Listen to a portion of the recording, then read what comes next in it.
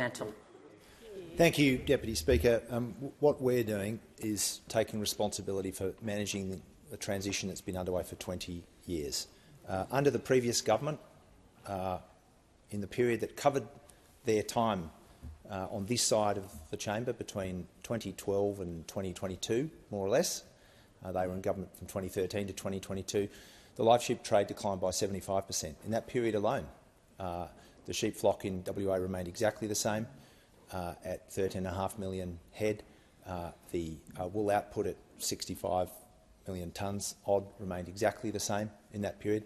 75% decline on their watch, a trade that's already declined by more than 90%. I'm very proud of Western Australian agriculture. It is a vital part of the national economy. It's a vital part of my state's cultural and social fabric. It's strong today. It will remain strong. Last year, we set sheep meat export records. Meat and Livestock Australia have said that they expect that to grow in 2024. The fact is that agriculture changes over time. Agriculture improves over time. That's the history of Australian agriculture.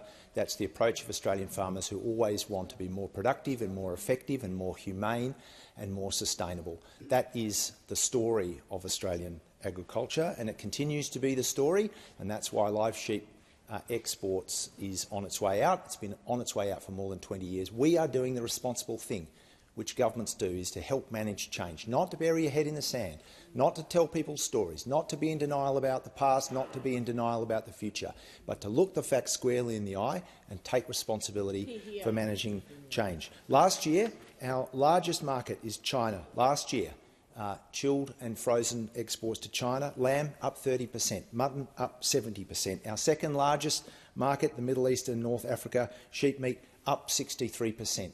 Record sheep meat exports from Australia, the largest sheep meat exporter in the world. Why?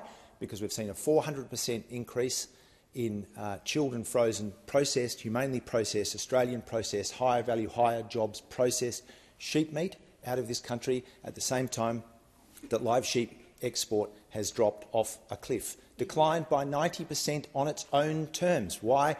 Because it's not the way the world's going.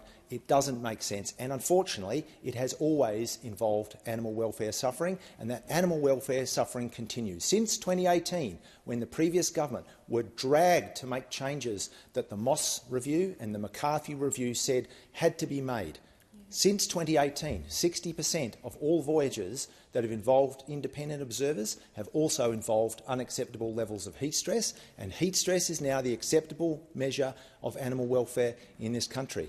So that is the case today. Anyone who says that the trade is vital is wrong. Anyone who says that the trade is a significant part of Western Australian agriculture, when it's worth less than 1% of Western Australian agriculture, it's worth less than 0.1% of Australian agriculture. Anyone who makes that claim is wrong. And anyone who says that the industry has overcome the intrinsic, chronic and occasionally acute animal welfare problems is wrong. And those opposite know it. Those opposite came to government. What did they do? They got rid of the Animal Welfare Advisory Council. They disbanded the Animal Welfare Unit within the Department of Agriculture. And they abandoned our proposition to create an independent inspector of animal welfare. And what happened? In 2017, you had the Awassi Express, just the latest in a parade, really, of animal welfare atrocities that the Australian community will not accept. They will not accept. We don't allow our animal welfare standards and the treatment of Australian animals to be set by anyone else but us. And the Australian community does not take the view that some might take, that there's a sliding scale that makes animal welfare cruelty acceptable at a certain price. The Australian community will not accept that, and they don't have to, because the industry has been going through this transition for a long period of time.